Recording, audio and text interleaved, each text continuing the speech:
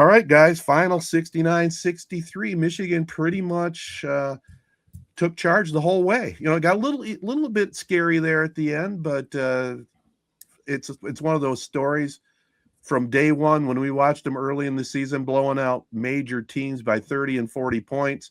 We were wondering if they're going to continue that all the way through, and apparently they did, and they're natty champions now, first Big Ten champion since Izzo's in 2000. Just let's get into a little convo.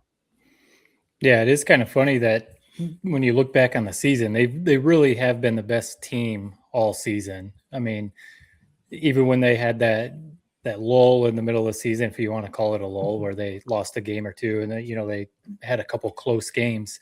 It is kind of funny looking back and seeing how people talked about Michigan when they lost to Duke in the middle of the season, that they weren't as good as like those early season beating Gonzaga by 40 and some of those early season blowouts. It was almost like people just didn't believe Michigan was that good, whereas they thought Duke and UConn and Arizona and these other teams were. Meanwhile, they just ran through the NCAA tournament like at a historic pace. So, I mean, when you take a step back, it's like this team, even Dan Hurley said it after in his postgame presser, this is maybe the best team he's ever coached against. They were clearly the best team in the country. They deserved the national championship. Even in a game, I mean, we'll talk more about the game, even in a game where they didn't play that great. Right. They were leading the whole time. Jared and I were talking before we started recording. I don't know about you, Ted, but it didn't feel like they were ever going to lose that game. The only part was that Duke game, what UConn did to Duke. That's the only thing that had me like, oh man, don't let UConn hang around because, they could do something crazy. Otherwise, it was almost like I wasn't sweating that game at all. It just felt like if Michigan just plays their game, they'll be fine. Yeah, it's ccrazy how, like, just it kind of opened my eyes, at least this tournament run, how good this team really was. I mean, especially on the defensive side of the ball. I guess I didn't, maybe you didn't notice that as much during Big Ten play. Because some of those teams are kind of almost built like a Michigan State to kind of stack up with Michigan's size. But my God, like 3 big time rim protectors. Morris Johnson's like can guard 1 through 5. It felt like they would have him pick up on the point guard. It felt full court sometimes. It felt like so. They were just insane on defense, and it just felt like UConn was like they needed miracles to score, whereas Michigan almost needed miracles not to score during that championship game. It just felt so much like a better team, and if UConn didn't shoot the lights out, they weren't going to win the game. And UConn is impressive. Like I do love UConn and Danny Hurley. They do not quit, man. It's like they played their balls off. Like I think they out rebounded Michigan, at least on the offensive glass, like which is crazy to think about, but it definitely took all their energy to do that. And foul trouble, definitely, they were not nearly as deep as Michigan was, so that didn't help either. Yeah. It was crazy to think that Michigan finally did it and won the basketball national title. And to me, I don't know if this is just me. My friends are giving me crap about it. I said it like a couple weeks ago. Maybe it's me. Maybe I've just grown up, or maybe I'm just not as big a fan anymore. It doesn't feel like my team just won the national championship this morning. I don't. Whereas like Michigan football in 2023, that was like, you talk about floating on cloud 9. That was how I felt. You talk about the Michigan team from, 2013 with Trey Burke. Like, wow. Like I remember I was literally like on the verge of tears when they lost the championship game. I don't think I would have felt that way if they lost last night. Maybe it's the transfers. Maybe it's, it's Dusty May's new coach. I don't feel as tied to him as like I did a Beeline or something like that, or a Harbaugh. Did you guys have any feelings like that at all? I understand I'm probably in the minority of Michigan fans, but that was kind of how I felt. It feels good, but it's definitely not the same feeling I had in 2023. Yeah. I mean, I think part of it is the transfer thing, but to me, just watching this team all season long, and remember we had early conversations like who's on this team? Who are these guys? It took us a few games to right. know who we were watching out there. But as the season grew, I really bonded myself anyway with this bunch and Dusty. I thought, first of all, with today's generation of college basketball, he was a maestro putting this team together with the personalities, the talent, the haters out there saying, oh, they bought the best team money can buy. Well, that's BS, man. Mara was hardly playing at UCLA. You get Yaxel from wherever. He's been at 3 or 4 different colleges. Cadeau, played terrible or had bad moments at Carolina where they wanted him out of there. He's MVP, MOP, they say. I hate that word. I just like MVP personally. But I thought the way they put this team together, and then they still kept Cheddar in the mix a little bit, maybe a little bit too much last time. I was yelling a couple times, but and then you got McKinney, a recruit. It was a perfect mixture of free agents and guys you have and coaching. This team I loved. I totally love this team. Yeah, and really, like, people forget about like Roddy Gale and Amari Burnett. They've been at Michigan for a few years. So yeah, they weren't recruited, but they were transfers, but they've been there a couple of years. They could have left after, last year or 2 years ago, when Juwan Howard got fired or whatever. Like I see a lot of people saying that. I really think we've talked about it before. People just don't like Dusty May. I don't know if it's the way he talks. I don't know if it's that he's young and, he's a good looking dude and he just came right into Michigan and he already won a national title. Maybe he can come off as a little like cocky or something, but like to me, he's a confident guy. I think he's personable. Listening to him talk, I can listen to him talk. He's definitely a player's coach, which I think in today's era with NIL and transfer portal is only going to help him. He'll be able to go to basically anyone in the transfer portal and be like, look at what I did for Mara. Like you said, Mara was never going to get drafted if he was at UCLA. Now he's probably a first-round pick. Look at what I did for Yaxel. Turn him into the Big Ten Player of the Year, All-American. Like he's going to be able to go to anyone in the transfer portal and be like, if you have 1 year left and you're trying to get to the league, look at what I just did for these guys. Amen. But it seemed, but Dan Hurley, he gave Dusty a lot of credit, but it just seems like other coaches have kind of, like we've talked about, obviously Izzo a lot, but other coaches have like just put in like subtle digs at the way Dusty has kind of just come into Michigan and he's winning. I think it's just mainly because he's doing it this new way. He got a 5-star. I think he's the number 1 player in the country, but he's a 5-star. He got a commit during that Final Four game. I don't know if you guys saw that. The Fab Five, the Fab Five had that alternate broadcast, and the 5-star kid like committed to Michigan while talking to the Fab Five. Pretty cool. But it seems like that's the way Dusty's going to do things. Yeah, get Trey McKinney, get 1 or 2 big recruits, but then go hit the portal. Go get these guys like Yaxel, who's been playing 3 or 4 years of college basketball. Get size and just go like put a team together. Now, will you win every year with that? Maybe not, because the guys have to come together, obviously, and gel. Right. And that was kind of our question early on, like, will this team come together? They obviously did. I hope Ward Manuel, in Michigan, I hope they're telling Dusty, here's a blank check. Like, basically like what Michigan State has with Izzo. This can be you at Michigan. You can be here for the next 40 years if you want. We'll give you everything you want. Obviously, NIL and the money, that's not an issue for Michigan. Facilities, all that kind of stuff, not an issue for Michigan. Just he's got to be. Outside of Dan Hurley, Izzo obviously still up there, and there's some other guys. If we really broke it down, Dusty May has to be one of the best coaches in the country right now.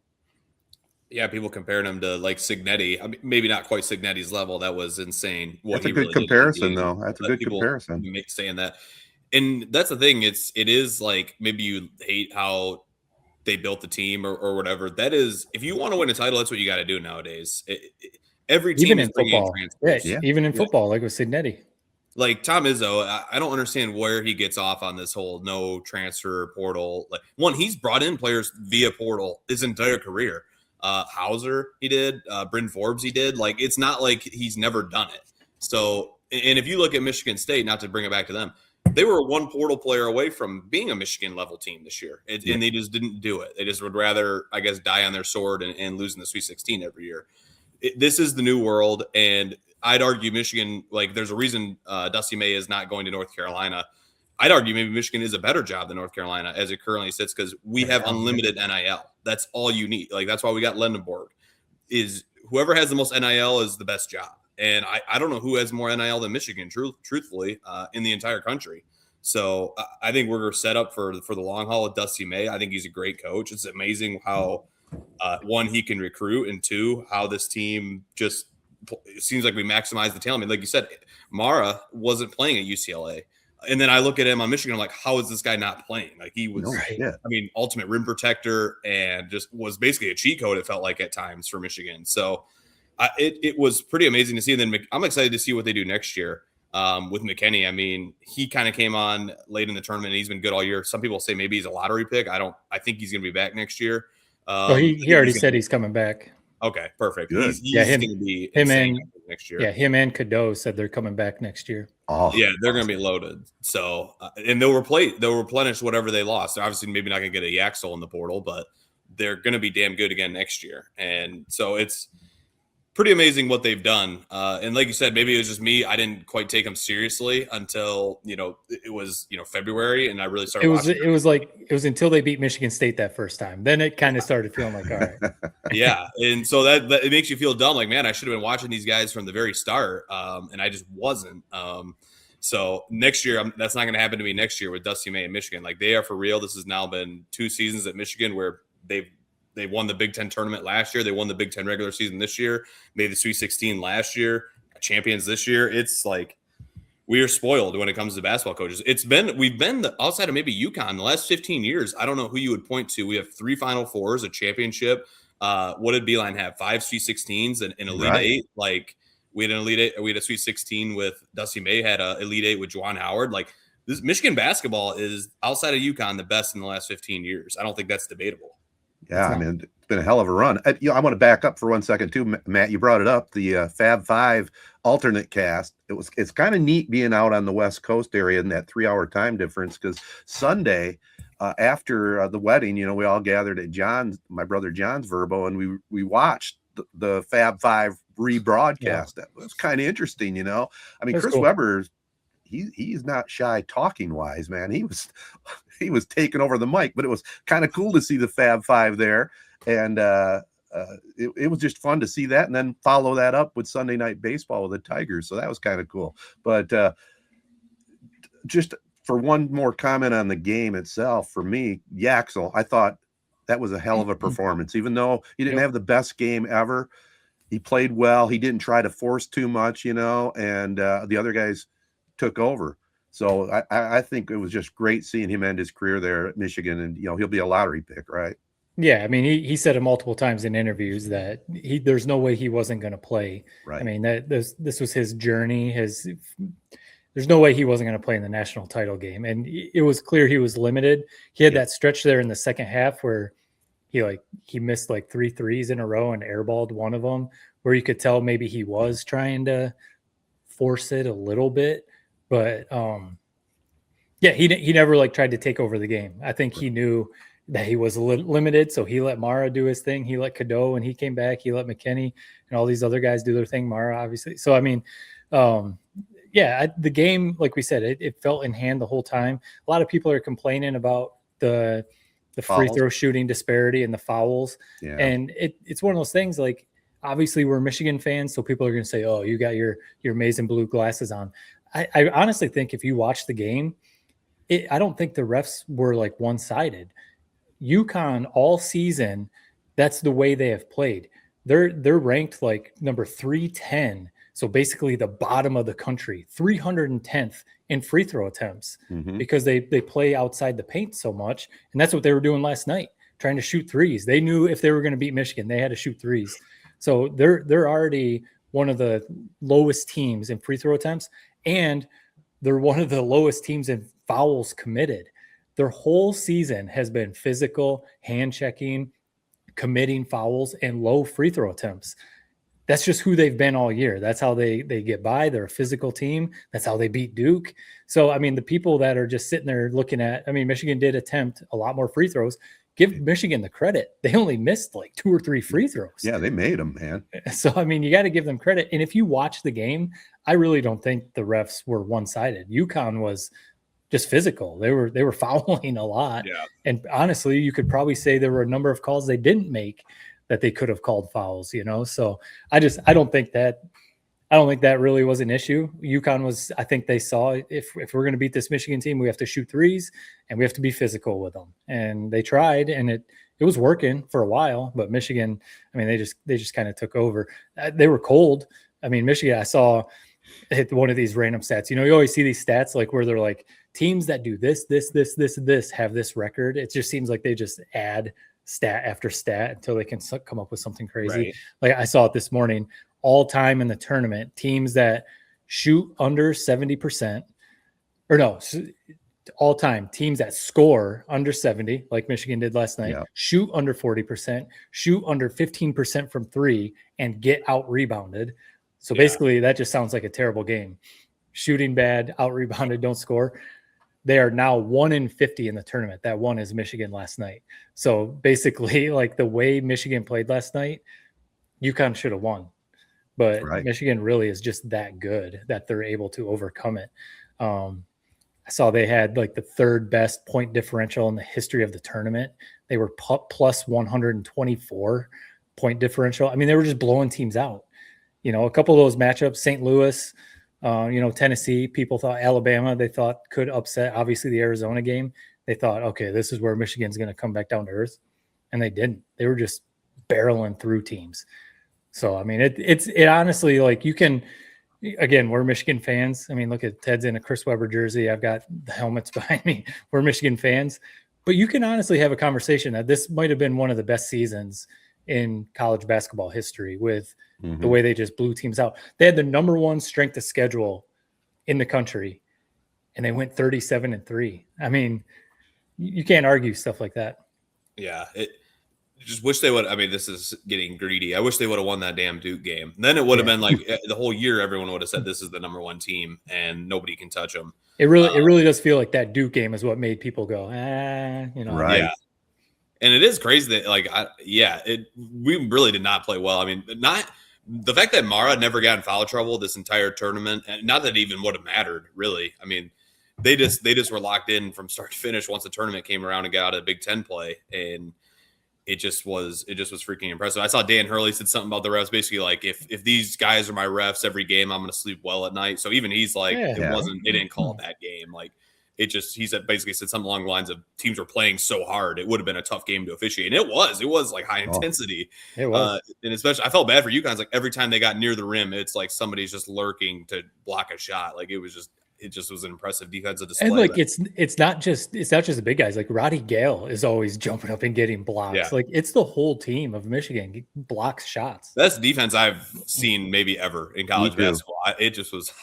I do not envy. Like I was thinking of myself out there as a 5'7" guy. Like, dude, I would never be able to like get a ball like near the rim. Like it just would be impossible. Here's something to think about. So my brother had. He was in a bracket pool, and $1,500 he would have won if UConn won it all going against Michigan.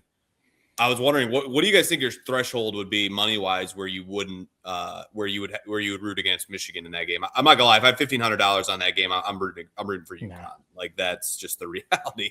I would say probably right around $600. Maybe that makes me cheap. That's probably the line that I would say. You know what? I don't care. I'm not rooting for Michigan. I'll root for whoever the hell they're playing. No, I don't know if there's any threshold. I mean, you throw $1 million. Okay, sure. But no, right. $1,500. No, I've watched enough bad Michigan football and basketball that I need those titles. I know Johnny was wanting that $1,500 and not rooting for Michigan. I do know that. it would be tough, man. I know. Yeah. That's just me personally. It's like, I don't know. Michigan football of 2023, like or Michigan versus Ohio State, all those times, like I don't know, that would be a different story. Like I said, I'll just reiterate. Am I crazy? Like maybe it's the childlike wonder I've lost. I guess just as I've gotten crotchety and old, it's like I don't know, man. Maybe I'm a bad fan. It is awesome, like reminiscing. This was an awesome team, and man, it like if anyone was going to win it, I'm glad it was Michigan, and it is a good feeling, but. I don't know. It's just it makes me feel makes me kind of sad to think about. Like if this would have happened when I was 12, like I would have been through the moon excited for like years after it. And now it's like I feel like it just happened at the wrong time in my life. Yeah. Do you think any of it when I was 12? Do you think any of it has to do with the whole week of wedding stuff tied into the Michigan game, and it kind of took your focus off it a little bit? Yeah, maybe it's not a bad. not a bad point there. I don't know. Maybe it's just me. Maybe it must just be me and my weird brain. Nobody else seems to think that way. So I think I'm just dumb. Yeah, me personally, I think it was one of my all-time sports highlights. I mean, it's right there, man. I mean, with the football national championship and all the other great state of Michigan events in my 69 years. I mean, that was just an awesome performance last night, an awesome season. The way it was all put together. I mean, I keep thinking back to it. I mean, it was just an awesome way to end it. I think in my brain, it's like, you know how like if you like take drugs or every time you take it, like erodes like the feeling of it, like where you have to start taking like a bunch of it. I think that Michigan beating Ohio State in 2021 and then Michigan winning that football title in 2023, after everything that happened between that, it made basically anything outside of like a Lions Super Bowl victory feel a lot less important in my brain. Yeah, I can't agree with that. I got to be honest. I can't I can't be on board with that because I've been, like I said, I watched a lot of, see, this is where maybe the younger generation, you're spoiled. You didn't have to live through the early I mean, I know you were alive, but you weren't really truly watching those bad years of Michigan basketball where post sanctions, where they were just nobody on the team trying to make the NIT. Tommy Amaker. Yeah. I mean, like you didn't have to. Brian Ellerby was one of the coaches for a minute. You didn't have to live through those. I know. Again, you were watching during the Rich Rod years, but you were younger during those Rich Rod Michigan football years. So that's where I think when your fandom started was when Beeline started turning around the program. Yes. So for you, Michigan basketball has basically always been good. You know, even the Juwan years, that was messy. But like you said, they made an Elite Eight with Juwan. So it's just crazy. So it's kind of like the Michigan State fans, the younger ones who haven't seen maybe all the success of Tom Izzo. They're probably like, why is Tom Izzo this legend for Michigan State? All I ever see is him getting knocked out of the tournament. Yeah. And it's like, well, he does have all those Final Fours and that title now 26 years ago. Yeah, I'm with Matt on this perspective for sure, Jared. I can't argue that. Now, I will say this though, how sweet is it that you talked about Juwan? He had a little bit of success, but the way it ended, and then you bring in Dusty and the thing completely turns around and they win a national championship. I mean, that's a story for all time, man. That's really incredible. It is. And then Jared brought up the intensity in the game. I had that written down in my notes. It was so intense in that final 10 minutes and so physical. But I thought the refs did do a really good job. For the most part, they let them play, man. It's men out here. It's the national championship. We're not calling, for the most part. There was a couple ticky-tack calls that I thought, where'd that call come from? But overall, I thought I'd give them high grades on the way they handled that game. That's what I mean. I really don't think the reffing was bad. And I really think I would say the same thing if UConn had pulled it out. That like I wouldn't be sitting here saying, "Oh, the refs took control of the game." UConn just played really physical. Yeah, that's how they've played all year. I have some friends I used to work with when I was up in Connecticut, or born and raised Connecticut people. The most diehard UConn fans I've ever met were at the game, and they texted me afterwards, and they were just saying, good, congrats, and that kind of stuff. I like one of them I'm pretty good friends with. I texted him. I was like, "You mad about the refs?" And he said, "Nope." He said, "That's how UConn's been playing all year. They foul a lot. They play physical. That's how they try to beat you." So to me, it's almost like that was a lot of people's first time watching UConn all season because it's like that's how they play. Well, how they play under Dan Hurley. The other thing is Michigan hit their free throws. I mean, that was the difference in the game for them getting the win. It wasn't the fact the fouls were called; they hit their free throws. Right. Well, at one point they kept showing the stat. I kept saying, "Stop showing the stat." They kept showing Michigan has made 14 straight. Michigan has made 60. I was like, "Stop showing the stat. You're gonna jinx them." And then Cadeau gets up there, or no, it was Roddy Gale. Roddy Gale gets up there, misses two, and that when he missed those two, that's when I was like, "Oh no, this is where the door is open." Yeah, they're gonna go down. Yeah, that was the big swing. That was that was the swinging point of the game, was when he missed those two free throws. UConn had what looked like a fast break, and then it led to McKinney hitting that three. That was the dagger. It was. And that was awesome. I think he has the potential to be very extremely like lack of a better term, electric next year. Like Oh, when it's man. maybe where he's a lot more is on his shoulders. He probably starts, probably the number one go-to guy on offense. Like, Oh, he's definitely I think starting. he's gonna be fun. He has some impressive. Like, I don't even know what you call this one like step back, like mid-range shot that he makes. I don't even understand what the footwork is on it. But when he does it, it gets a lot of separation. It's pretty impressive to watch. It's an NBA move, I think, is how Ian Eagle described it when he made one of them and drilled it last night. Yeah, pro shot. So I guess I should have figured I'm alone on this too. The Fab Five, man. Oh boy, here we go. Well, you've so already said you've already talked about the Fab Five. One, why are they're around more when this team's winning than they were when freaking Juwan was the coach? They came around to one game when Juwan was the coach. And it was like his last game against Ohio State. They are so overexposed, man. I love the Fab Five up until probably like mid 2010s. Like then it just became like, okay, this is like 25 years ago. This is like they were cool. Like they were still in the NBA when I was a kid. Now it's like these kids nowadays, they don't know who the hell these guys like even are. Like it's the time has passed on them, and it's just I'm over. Like you said, Chris Webber, like because the other two, like half the guys on the Fab Five probably didn't have a word to say during that. Not much. It's so what you're just signing up to listen to Chris Webber and Jalen Rose, like basically go back and forth for 4 hours. Or like, Juwan break it down as a coach. That's the other thing they did on the cast. So I don't know. People clearly watched it. Like there's a reason they put that together, and but I don't know, man. I've said my piece on the Fab Five before. It's time to move past those guys. No, that is 100% a generational thing. I mean, Yaxel was given Fab Five props, and I think, yeah, I understand they didn't win a title. Obviously, they had the sanctions or whatever, so people talk about that stuff. But I mean, we don't have to get into the Fab Five, but they're just so iconic. I mean, you got Ted there in a Chris Webber jersey. I have an autographed Jimmy King and an autographed Ray Jackson jersey. I have all of their rookie jerseys when they made it to the NBA. Ray Jackson was the only one that didn't make it to the NBA, so I don't have one of his. So no, the Fab Five is iconic. The biggest negative, though, is, and we all know they didn't win it all. They didn't win it. But it was unprecedented. 5 freshmen making it to the national championship game. That stamped their brand forever.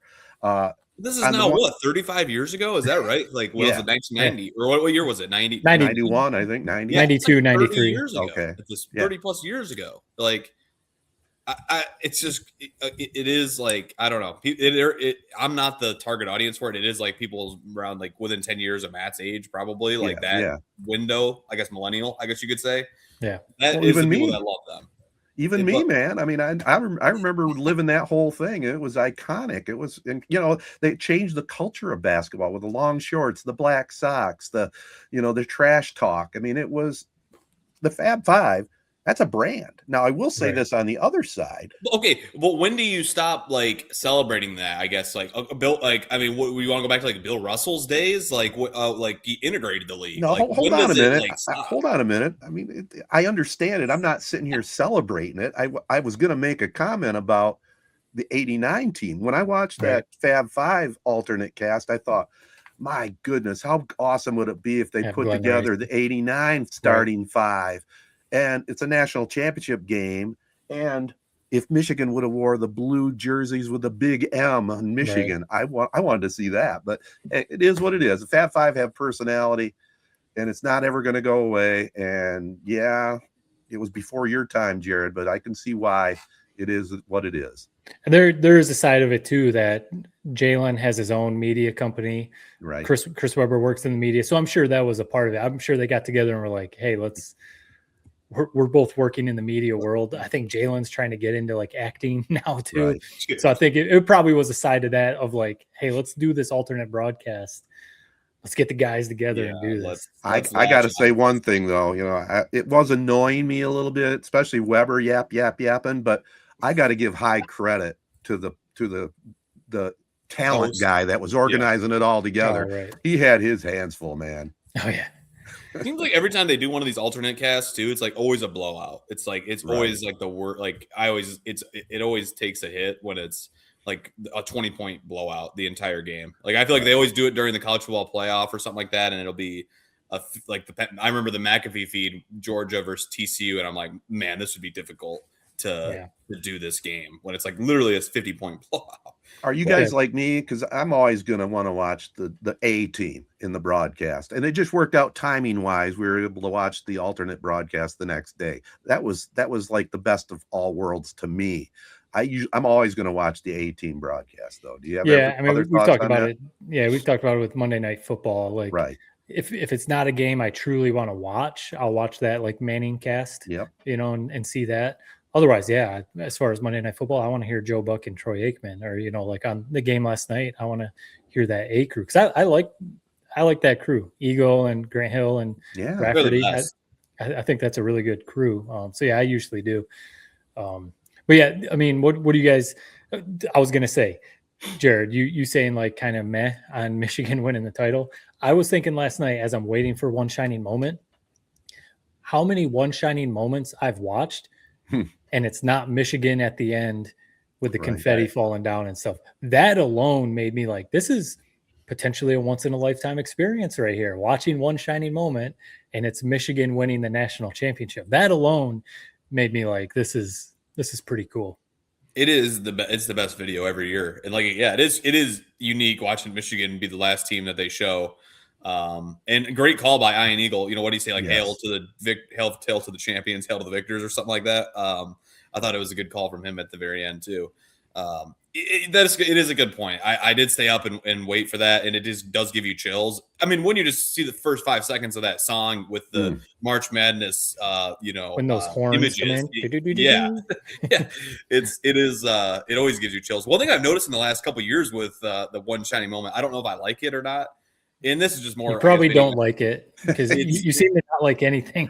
Well, they do. It's a million sound effects on it now. It's like every time the ball is shot, every time it's like a block, they had a boom sound. It's like, it is kind of cool, and it's the new age of editing. But it's also like, man, I kind of just miss when it was just they kept this very, very simple, and they still do. It doesn't have a bunch of effects on. There is no effects. It's just basically just the images. Now they just added the sound effects, I guess, to it, but.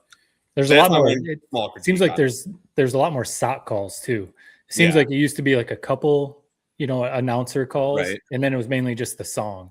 Now it's almost like there's a bunch of sock. I did like how they got the High Point College radio kid. That's pretty sweet that he was in it. Yeah, Cinderella, that was a nice story. Yeah, that was a nice edit right there. I thought the same thing, man.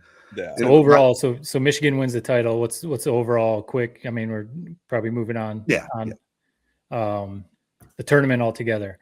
I saw some people saying, not very many upsets. Yeah, the High Point, but overall it was mostly chalk. A couple really good games, couple buzzer beaters.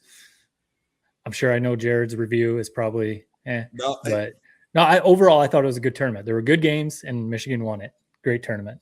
If you were a non-biased fan, the Final Four was very, very disappointing, I would say. Yeah. But up until the Final Four, I thought it was a great tournament. But unbiased, now without the Michigan hat, I would say it was probably a B. You gotta have one of those last 3 games has to have something to it. It wasn't Michigan UConn wasn't a blowout, but it kind of felt like Michigan versus Washington football, where the whole time I was watching, I never once sat up out of my chair. Right. Yeah. And I'll take you're in control. I'll take the Michigan hat off too, and I'd give it a solid B plus because there was maybe a lot of chalk, but there was some good games, and I think I get the B plus because of the UConn Duke finish that I didn't see live.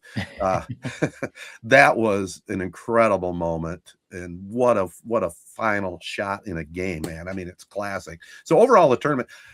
Yeah, the Cinderella thing looks like it's going to be a thing of the past, but may not be the worst thing in the world. You'll still see an upset here and there, but you won't see like we used to. And are they officially? Aren't they officially expanding the tournament to like 70+ teams now? I thought I saw that. I saw something about that. So I guess I didn't see if it's official, but I think it's about to be. So there's going to be more. There's going to be play-in games or something. Yeah, there's going to be 12 Big Ten teams making the tournament. Yeah, exactly. So I don't know. I just don't hate that as much as I thought I would years ago.